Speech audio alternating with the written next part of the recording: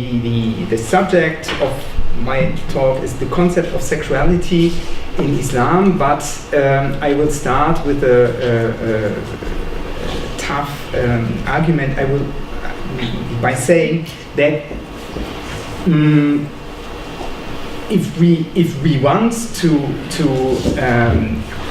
do conceptual history in a veritable way, we have to admit in the beginning that sexuality is not really a key concept in Islam. Sexuality is even not a religious concept. Yeah, we have to be aware of this. It is, in the beginning, it was a botanical concept. Yeah, the first book which has been written about sexuality was in 1820. It was about the sexuality of plants. And later on, it was introduced to medicine when people started to talk about the sexuality of humans, yeah, and Freud and so on. So in the beginning it was a biological and medical concept, and this concept has been exported to the Islamic world, to the Islamic societies, but one of my arguments is that it has never been completely integrated into the Islamic scholarly culture. I'm sorry, I take my presentation also as a kind of aide-memoire, so sometimes I read a bit from it. So, conceptual history in the meaning of Begriffsgeschichte has to be aware of this. So if we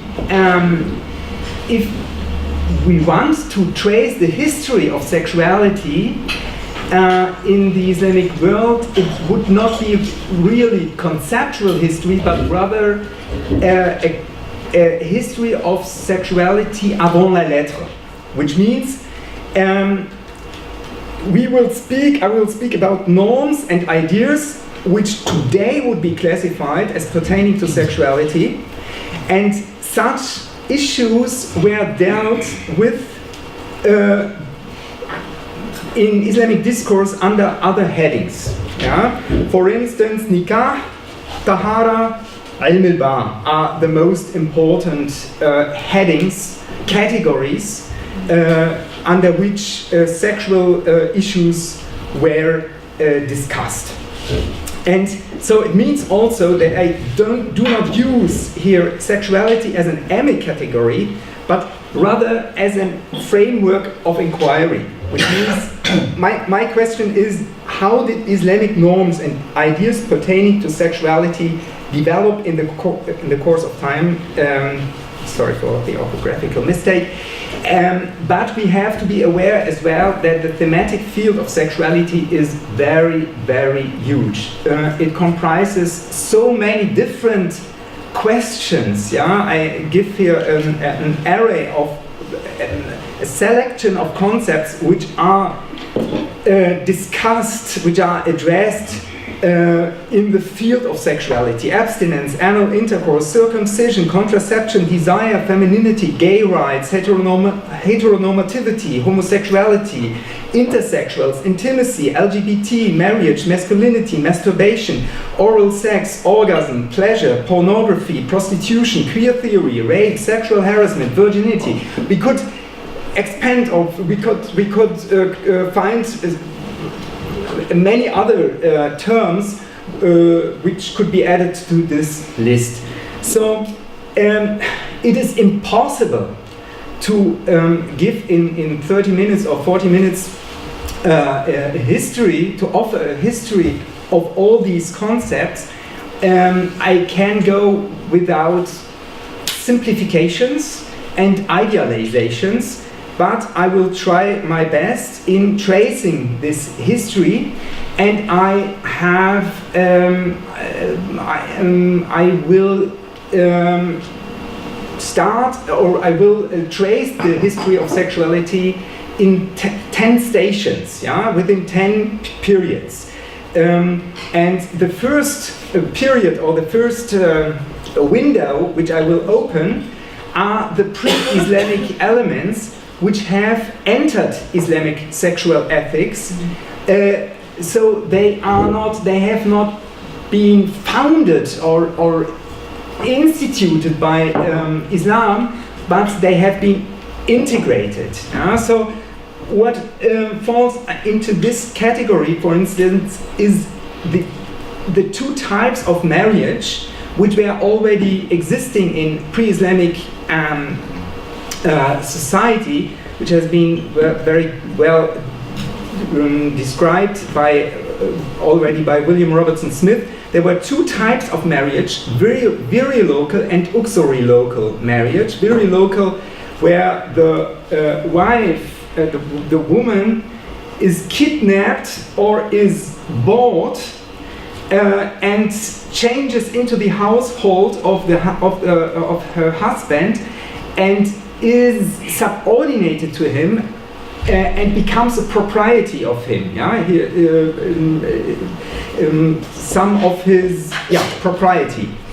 And we have another form of marriage, which is uxori local, which means it is a visiting marriage where the husband only visits his wife and stays with her for a time, and if this marriage generates children, the children will stay with her mother in her tribal group and will be raised in her tribal group.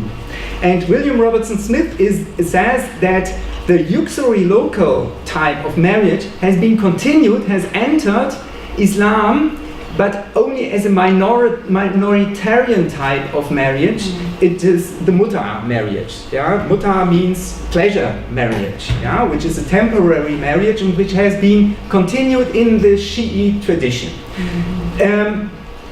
What else is specific of this pre-Islamic sexual system is, for instance, foster kinship or milk kinship, which means that if a child is breastfeeded by a woman, also the other children breastfeeded by her are treated as brothers or sisters of this child and cannot be married. And this idea of milk kinship or foster kinship has been integrated into the Islamic system of sexual ethics. Another concept was polygyny, one man marrying several women, which was part of the pre-Islamic Arabic sexual system. Marriage with very young brides, underage brides, we would say today. Also, this has been continued within the Islamic system. Then, what was very widespread in the pre-Islamic Arabia was male and female circumcision. You can call it also clitoridectomy. And there are many reports about female clitoris cutters. They are called muqatti'at al-buzur. Women who were professionals and who cut the clitorises of small girls, and this concept of female circumcision or clitoridectomy has also entered the Islamic system, at least in some directions, or some schools, law schools, have continued this concept of female circumcision, especially this Shafi'i school, which is widespread, for instance, in Egypt, in Yemen, in Kurdish society, and in the whole of Southeast Asia. So women in Southeast Asia, Muslim women, are usually circumcised, which is not so very well known in Germany, but it is perceived there as an Islamic Islamic custom. Thank you. So what else has entered the Islamic system? Permissibility of sexual relations with female slaves, and also the sexual restrictions during pilgrimage. Islamic pilgrimage, Umrah and Hajj were pilgrimages which were already existing in pre-Islamic Arabia, and they were connected with certain prohibitions, and during these pilgrimage rites, sexual activity was forbidden, and this has become part also of the Islamic sexual ethical system. So, what happened in the early history of Islam during the Meccan period?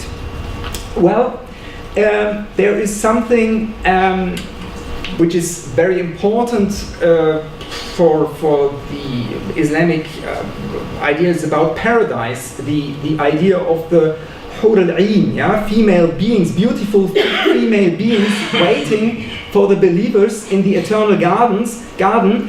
They are described in many verses of the Quran of the Meccan period. And here we can see perhaps Zoroastrian influence. Zoroastrianism was present on the Arabian Peninsula in the time of the Prophet. And in Zoroastrianism, you have the idea of Diana. Diana is a female being which is in verity the soul of the believer. So the idea in Zoroastrianism is that the believer will meet in afterlife his own soul in the shape of a woman, and the beauty of the woman is dependent of his behavior in worldly life.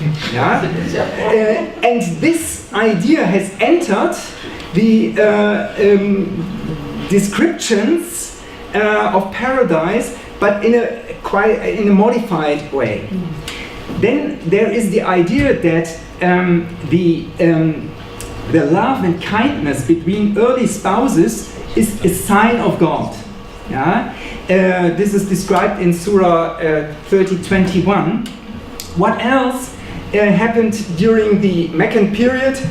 There was, within the early Muslim community, there were different groups, and some of these groups were very much influenced by Christian monarchism, and they preached sexual abstinence. And there is one person which is mentioned in this connection, Uthman ibn Mad'un. Uthman ibn Mad'un was one of the leaders of the hijrah, the emigration of early Muslims to Ethiopia, into the empire of Aksum, which was a Christian empire. And his ideas about sexual abstinence were, it is said, rejected by Muhammad. And in this connection, it is mentioned that one verse has come down, which is 587. Do not forbid good things God has made lawful for you, which is interpreted as sexual relations. What else can we see in the Meccan period? In certain verses we find an abhorrence of male erotic desire. For instance, one verse, unfortunately I have not the number, sounds, must you lust after males and abandon the wives that God has created for you? And we find some other verses in which this male homoerotic desire is rejected. Most of the Islamic sexual ethics system has been instituted during the Medinan period after the Hijrah, after 622, and many of these new injunctions are found in Surah 2 and Surah 4. Surah 4 called also Surah An-Nisa, the Surah of women, and it is impossible to describe, to mention all these new rules, but I will name some of them. Yeah? For instance, the prohibition of sexual relations during menstruation, which might be Jewish influence, and during the days in Ramadan. But, interesting point, a concession explicitly mentioned in Surah 287, a concession for men and women that they may perform, that they may have sexual relations during night. And it is mentioned explicitly as a concession because, and the argumentation is very interesting, because men and women are garments for each other. Yeah? So this might be a proof for the sex-positive attitude of the Quran. What else happens in the Medinan period? Many rules are introduced for ensuring paternity. For instance, the prohibition of polyandry, which till that time was practiced. Yeah? Then the introduction of a waiting period, iddah, after divorce and the death of the husband. The penalization of fornication and adultery. All these are measures for ensuring paternity. Then rules for female veiling are introduced. Yeah? Surah 33:59 and 24:31. The interpretation of these verses, of course, are the subject of many treatises, modern treatises, but at least we can state that rules were instated.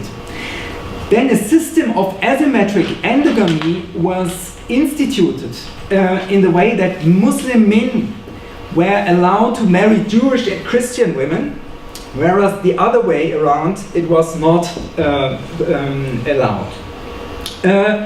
Then also an obligation to purify oneself before prayer has been introduced. In the Quran, in the specific surahs, it is expressed in a very abstract way. So it is said, if you have touched women, then you have to perform wudu, purification, but it is not said very explicitly how this purification has to be made. So a primitive or a rough system of sexual ethic prescripts have been introduced during the time of the Prophet, but the system was extended and elaborated in the time after this period, in the post-prophetic period. But before we enter this, we have also to be aware or to draw attention to the fact that also some concepts were introduced by Umar ibn al-Khaṭṭāb, who has been the originator of a kind of sunnah, of a kind of norm system as well. For instance, the law governing sexual offenses has been tightened in his time. He was the first who introduced a stoning penalty for adultery. Also this it was said by him that sexual denunciation must be based on 4 witnesses who have seen the sexual acts with its details. Umar, and this is more important even, Umar forbids women to have sexual relations. No, this is not the point. Umar forbids women to have sexual relations with their male slaves. And the third point, which is the real important point, he forbids mut'a. Yeah, this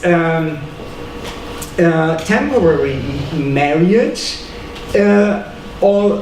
but this prohibition is opposed by other reputable companions who thought that mut'a marriages are permissible, and that propagated this permissibility also in their fatwas. Yeah?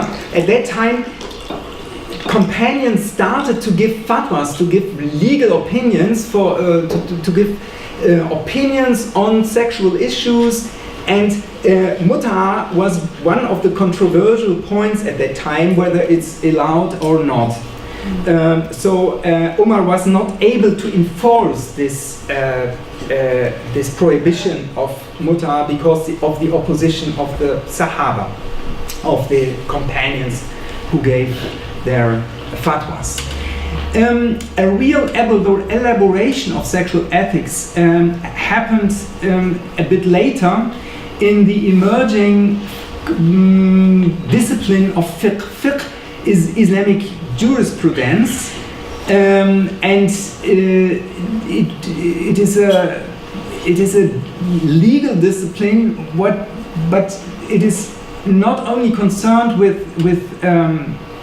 legal relations between men, but also with ritual law, with questions pertaining to prayer, to purification, and so on.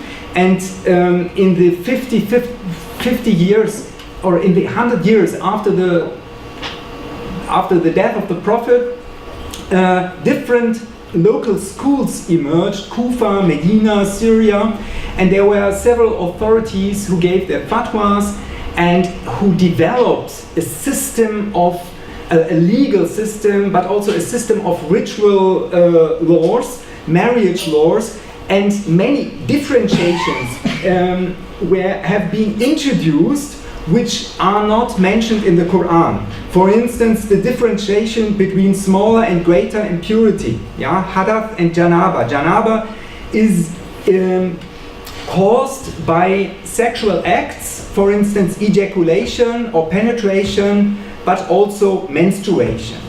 A very interesting point is that these purity laws are based on the ambospermatic theory. Ambospermatic theory means that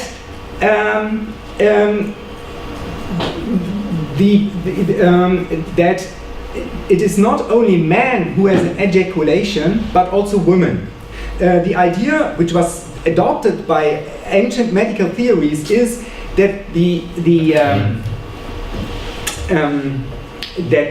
during the sexual intercourse, both men and women have an ejaculation, and what they experience when orgasm happens is that the semen is drawn from all the parts of the body into the genitals and is ejaculated, and therefore the body has also to be purified after that, because the semen comes from all the parts of the body. And this is an idea which is called pangenetic, the pangenetic theory. It was informed by ancient philosophical and medical theories, but which informs the purity system, the Islamic purity system.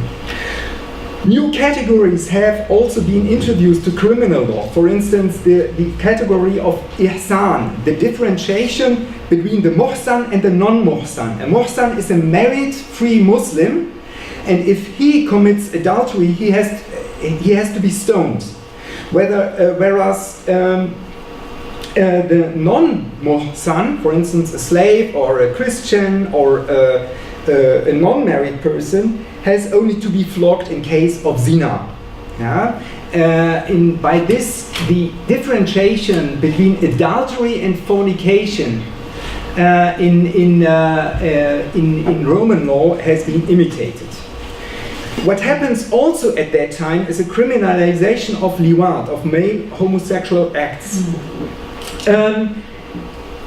In many of the authorities, the legal authorities working in fiqh during the Umayyad period were Mawali, non-Arab Muslims.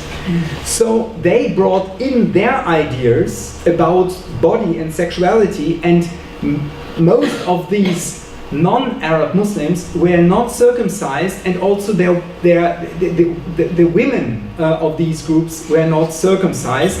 So at that time a certain alleviation of circumcision laws happened. And the law school, which was mostly allied with these Mawali groups, with non-Arab Muslims, was the Hanafi school. And therefore we see also in the Hanafi school the most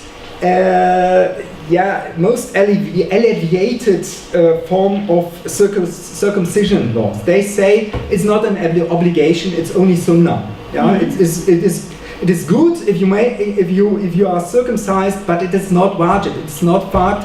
It is only nice to have it. Yeah? From the Abbasid period onwards, starting with 750, we have an influence of the great Greco-Arab translation movement. So at that time, many medical treatises have been translated to Arabic, and at that time, medical discipline has been adopted or has been introduced into the discourse, which is called al-bāh. Al-bāh is science of coitus. The name of this discipline is etymologically connected to the Hebrew verb bo'el, to go onto. Mrs. Walz, Professor Walz mentioned it. Yeah? This is the root of this concept of bāh. Bāh is coitus, and ʿIlm is discipline. And al-bāh in the beginning was very dependent upon Galenic medicine. So the ideas about coitus as a necessary precondition for the upkeeping of health, was a Galenic idea. It was already existing in ancient medicine. And the Muslim philosophers, but not only them, also Christian philosophers of the time, took this idea over, or adopted this idea, and wrote treatises on al-bāh. For instance, Al-Kindi, Hunayn ibn Ishaq, Usta ibn Luka, Rhazes, Avicenna, Maimonides, Nasiruddin Tusi, all of them wrote treatises on al-bāh, and what was dealt in these treatises? How to live a healthy sexuality. And it was informed by the Aristotelian idea of mesotes, moderation in sexual activity. Not too much sexual activity and not too less. You have a good, and there are good times for sexual activity and bad times for sexual activity. So you have to know these times, in order to maintain a healthy sexual life. And al-bāh is conceived as one honorable or venerable discipline, and you find it also in the Islamic encyclopedias. For instance, the Ottoman scholar Tashköprizadeh in the 16th century listed ʿIlm al-bāh, in his encyclopedia Miftah Sa'ada as one of 150 respected sciences making up the cosmos of Islamic civilization. An interesting point about ʿIlm al-bāh is that they deal with pornography as a healthy or a remedy against melancholia. So it is said, for instance, for princes, if they are melancholic, they should have a look at sexual acts, because it brings them back to good ideas and to keep up their sexual activity. Okay, what happened afterwards? ʿIlm al-bāh has been introduced during the 9th century. What we can observe is that the Bāh books, from the 11th, 12th century on, get an erotological tinge yeah, in the early treatises, yeah, al-bāh treatises, you find only medical advices, yeah, but later on they offer information about subjects like female beauty, perfumery, courtship, foreplay, and sexual positions and techniques. And this was the influence of Indian erotology, because many erotological treatises have been translated, yeah, during that time into Persian or into Arabic as well. Yeah? And an interesting paradigmatic shift happened in the late Middle Ages, when Muslim scholars did not use bāh anymore, but dealt with these issues under the heading of nikah. Nikah is marriage. It is also the it is also coitus, yeah. And so there were many Muslim scholars who did not hesitate who did not have reservations in writing books about nikah and discussing all these things. For instance, As-Suyuti, yeah, is the best example. This encyclopedic scholar who was living in Egypt, yeah, and who wrote a book which is called Al-Wishah fi Fawaid an-Nikah, about the fawaid, the profits, yeah, the profits of marriage and coitus, and it contains discussions on questions as sexual positions, and it is legitimated also by references to the Quran, because in the Quran it is said in Surah 223 that women are the fields of man, and they should visit these fields at whatever time they want and in which way they want. So this is taken as a legitimation for variance or multiplicity of sexual positions. Yeah? And he speaks in this treatise, Suyutis, about issues like female ejaculation, and also, interestingly, the importance of the clitoris, the buzzer, for female pleasure, as well as ruses for arousing women, for speeding up their orgasm, and for delaying male ejaculation. So this is what happened in the late medieval period. And then we have another impulse at the colonial period, starting from the 19th century, when European ideas and values intruded the Islamic world, the Islamic societies, and this changed the system. Yeah? For instance, the abolition of slavery was an important point, because sexual relationships in the pre-modern time in the Islamic world, for instance, all these erotological treatises are focused rather on sexual relationships with slaves, female slaves, not wives. Yeah? And so the abolition of female slavery was a complete change for male sexuality, which was oriented very much, at least in the richer strata of society, which was focused on relationships with sexual relationships with female slaves.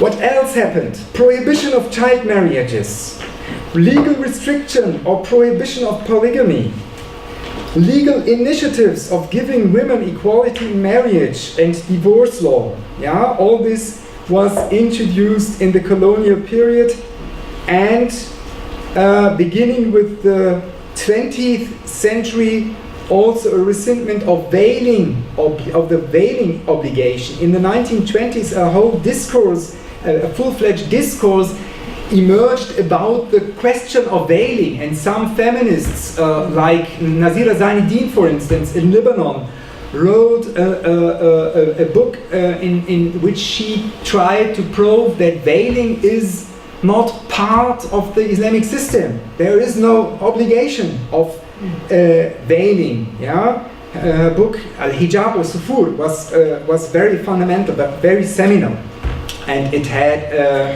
it influenced. It had a great impact on the discourse.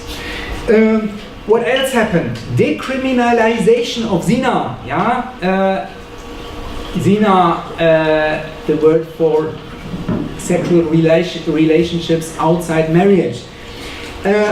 But also intrusion of Victorian sexual ethics, which means introduction of normative heterosexuality, which was connected with the devaluation of homoeroticism, and the propagation of the ideal of romantic love marriage. Currently I'm translating a very interesting novel, Malay novel, Farida Hanem, which is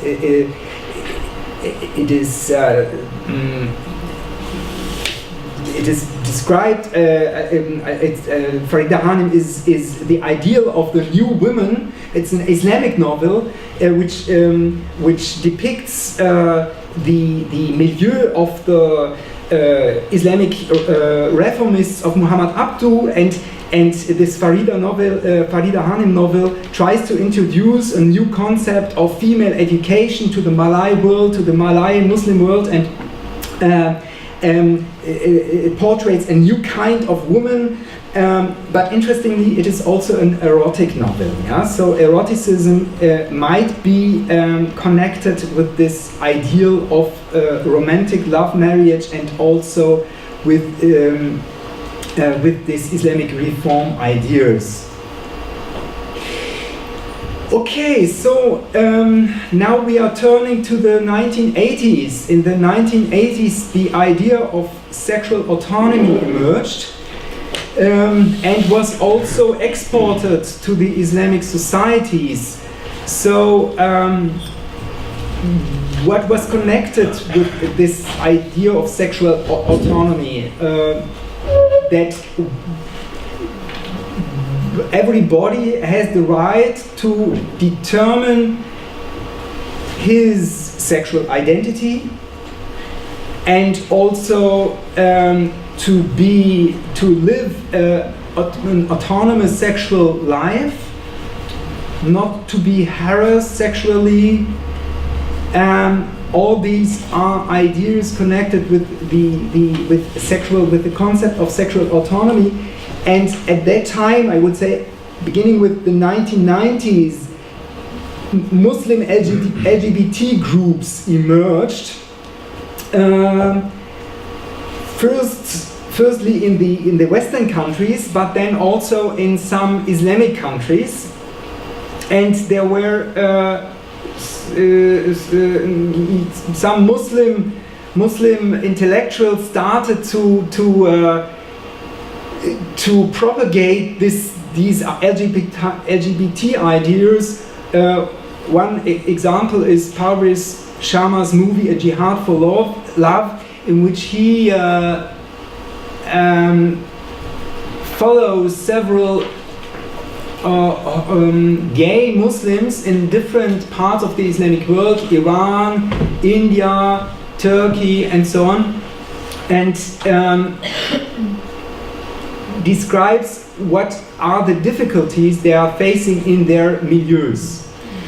But what we see as well is that women ask for their sexual rights, and one of the most original texts which emerged at the time, in my view, is Asra Normani's Islamic Bill of Rights for Women in the Bedroom. Yeah, it is a 10-point list of rights which is informed by the idea of sexual autonomy. It starts like the Bill of Human Rights. Yeah, women have the right. Muslim women have the right of Muslim women have the right of, and so on. It's a whole list. What else happened? Groups, networks emerged, fighting for the sexual rights of Muslim women. For instance, the Coalition for Sexual and Bodily Rights in Muslim Societies, CSBR, was founded in Istanbul in 2001. Also, the struggle against female genital mutilation was expanded at that time. The struggle did not start in the 1980s. It started already in the colonial period, especially in the Sudan. Yeah? At that time, women, also which were also part of the Christian missionary movement, fought infibulation in Sudan. Yeah? So this anti-circumcisionist movement, or this movement against female genital mutilation, started earlier, but it was expanded based on the idea of sexual autonomy in the 1980s, 1990s. But, and this is my last point, we have also defensive reactions in the Islamic world against these new imports from the West. Yeah, and these defensive reactions started in the 1970s when the hijab was revitalized. Yeah? Imagine in the 1920s, women like Huda Ash'arawi, Muslim women, fought against the hijab, yeah? And they wanted to show hijab is not part of the Islamic system. And in the 1970s, there was a return of the hijab, yeah? And women, especially in Turkey, but also in Egypt, reintroduced the hijab as a kind, perhaps, of identity politics. It's a kind of identity politics. It was part of their Muslim identity to show their Islamicity by the hijab, by wearing the hijab. And this is a phenomenon which can be observed also in other Islamic countries like Malaysia and Pakistan and so on. And this revitalization process was continued in the late 1970s after the Islamic Revolution in Iran. The Islamic Revolution was something which happened in Iran, but something which had also effects in many other countries. It was the foundation of a revolutionary Islamic State, and the Iranian model was also exported to other Islamic societies. And what happened with this during this process is that several states introduced new penal codes or Islamized their penal codes. For instance, in Pakistan, in Sudan, in Nigeria. Nigeria was late, and it started only in the 1990s. But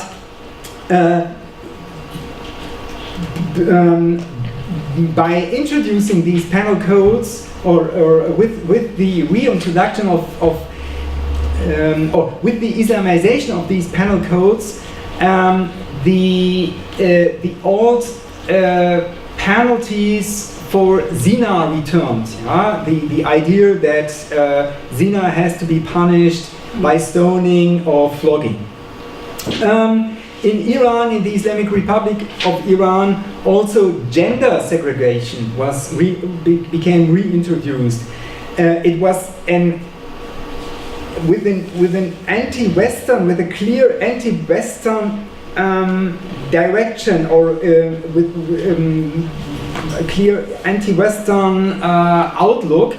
gender segregation was introduced, obligatory hijab was introduced, but also the age of marriage was reduced to 9 years in Iran after Islamic Revolution. So at that time, it was permitted that to marry girls when they were elder than 9 years. And this defensive reaction can be seen in many Islamic countries. I can give one example, one very recent example. The FPI, the Front Pembela Islam, the Islamic Defenders Front in Indonesia, for instance, is such a group which fights Western sexual ethics, especially it fights against pornography. We have to be aware that pornography in Indonesia is perceived in a much broader way. Yeah? In Indonesia, they have introduced in 2008 a new anti-pornography and anti-porno action law. It was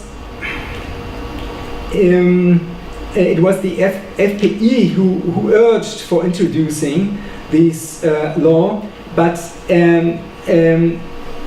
by this law, not only pornography in our sense is concerned, but also dances, traditional dances, which is a pity because traditional Indonesian dance culture is very rich, and so dancers in Indonesia now face many problems because of this anti-pornography law.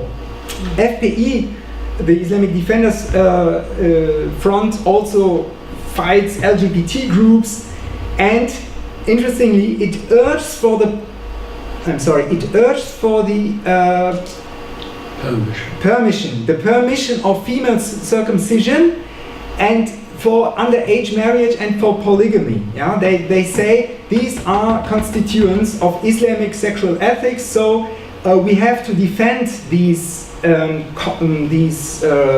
behaviors or these customs, yeah, because they are part of the Islamic package. Yeah. Okay, and there are, of course, not only defensive reactions, but also alternative plans. What do I mean by alternative plans? There are some Islamic groups or thinkers and also currents who say, well, Islamic sexual or Western Islamic sexual ethic countries is something we have already introduced with mut'a, but in a superior way.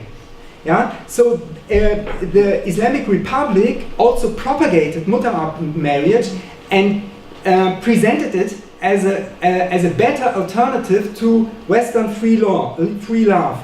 And in Saudi Arabia, they introduced a new kind of marriage, which they say was in reality a very old marriage. It is called Messianic marriage, visiting marriage, and which is based on the concept that it's a kind of uxury local marriage, where the husband only visits his wife.